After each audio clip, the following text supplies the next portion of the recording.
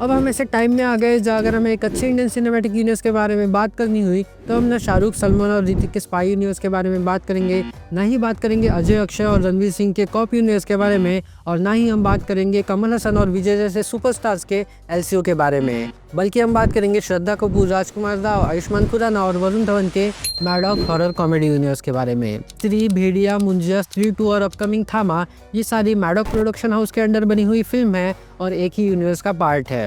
लेकिन अगर तुमको लग रहा होगा कि इतने सारे सुपरस्टार्स के आगे ये सिनेमैटिक यूनिवर्स क्या ही कर लेगा, तो मैं बताना चाहूँगा तुम्हें इनके आने वाले 8 मूवीज़ के बारे में जो 2028 तक आएगी। लेकिन उससे पहले बात करेंगे कि एक सिनेमैटिक यूनिवर्स से तुम्हें, मुझे, मतलब हमें क्या एक्सपेक्ट करना चाहिए।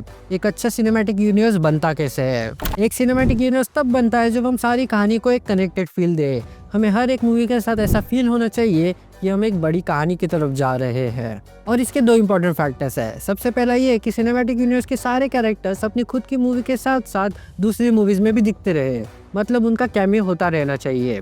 इससे कैरेक्टर डेवलपमेंट में भी हेल्प होती है और एक कोहेसिवनेस भी बनी रहती है। और वैसे भी श्रद्धा मैम को बार बार कौन नहीं देखना चाहता, तुम नहीं देखना चाहते। और दूसरा इंपॉर्टेंट फैक्टर ये है कि हर फिल्म इंडिविजुअली अच्छी हो, यानी खुद की स्टोरी में बढ़िया होते हुए भी वो सिनेमैटिक यूनिवर्स की लार्जर स्टोरी को कैटर करे, यानी हर एक फिल्म उस बड़ी कहानी का पार्ट फिल होना चाहिए। For example the Avengers. The Avengers अपने आप में एक अच्छी फिल्म थी, साथ ही में इसकी कहानी और विलन दोनों स्ट्रॉन्ग थे, और उसके विलन लोकी को थैनोस ने भेजा था, जो कि इस पूरे सिनेमैटिक यूनिवर्स का विलन था, जिसकी कहानी हमें 7 साल बाद इन्फिनिटी वॉर और एंड गेम में देखने को मिली। तो ऐसी होती है एक अच्छी सिनेमैटिक यूनिवर्स की film, which is good in itself but even greater to cater the bigger story of cinematic universe। But यही प्रॉब्लम है मैडॉक हॉरर कॉमेडी यूनिवर्स के साथ, जहाँ बाकी के इंडियन सिनेमैटिक यूनिवर्सेस के तरह ये सिनेमैटिक यूनिवर्स भी कभी पहले से प्लान था ही नहीं। मैडॉक प्रोडक्शन ने स्त्री बनाई और स्त्री के अच्छे चलने के बाद इन्होंने इसी टेम्पलेट पर मूवीज बनाना शुरू कर दिया, और वो टेम्पलेट था इंडियन हॉरर कॉमेडी से इंस्पिरेशन लो,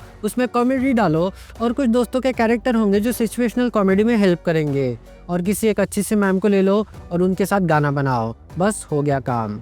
इनकी हर मूवी इसी टेम्पलेट पर बनी है, बट ऑनेस्टली इन्होंने अच्छा ही किया है। सरप्राइजिंगली हर बार उनका वो गाना चल भी जाता है और अच्छा भी होता है। ऐसा करते करते सारी मूवीज एक ही प्रोडक्शन हाउस के अंडर बनती गई और बाद में इसे एक यूनिवर्स बना दिया गया। लेकिन यहाँ प्रॉब्लम यही है कि ये सारी मूवीज एक ही टेम्पलेट को फॉलो करती है, और इन्होंने जो इतनी सारी मूवीज अनाउंस की है, कई ऑडियंस से सेम टेम्पलेट से बोर ना हो जाए। लेकिन ऑनेस्टली मुझे इसकी पॉसिबिलिटी कम लगती है, क्योंकि इन्होंने जो 8 मूवीज अनाउंस की है उसमें है शक्तिशालिनी, भेड़िया 2, चामुंडा, छोटी स्त्री। छोटी स्त्री एक एनिमेटेड फिल्म होने वाली है जो कि स्त्री 3 से 6 महीने पहले आएगी। उसके बाद स्त्री 3, महामुंजिया, पहला महायुद्ध और दूसरा महायुद्ध। और इसी से हमें पता चलता है कि जो प्लानिंग ये सिनेमैटिक यूनिवर्स पहले लैक करता था, अब उसे चेंज करके एक अच्छा स्ट्रक्चर दिया गया है।